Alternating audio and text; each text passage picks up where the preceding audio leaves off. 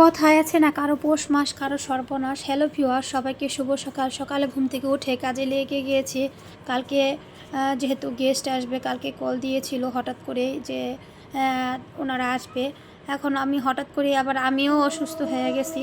তো কখনো আমার স্বামী এতটা সিরিয়াস হয় না যতটা আমি অসুস্থ হলে, যতটা কালকে উনি সিরিয়াস হয়েছে।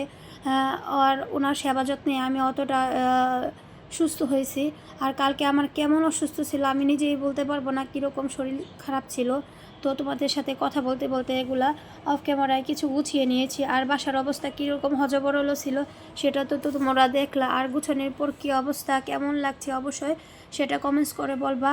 আর একটা কথা আছে না, যার কেউ নাই তার আল্লাহ আছে। তো আল্লাহর তরফ থেকে হয়তো বা স্বামীকে পাঠানো হয়েছিল, কারণ স্বামী এতটা সিরিয়াস হবে আমিও ভাবিনি।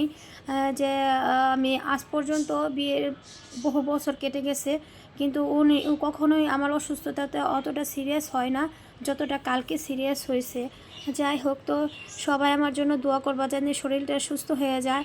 আর মেহমান আসার প্রথম ধাপটা হচ্ছে ঘর গুছানো থাকলে মেহমানকে বসতে দিতে ভালো লাগে, আর রুমগুলো দেখতেও সুন্দর লাগে। আর এখন আমি রান্না বান্না করব, ভাবলাম যে সব কিছু গুছিয়ে নিই, তাহলে চিন্তা মুক্ত।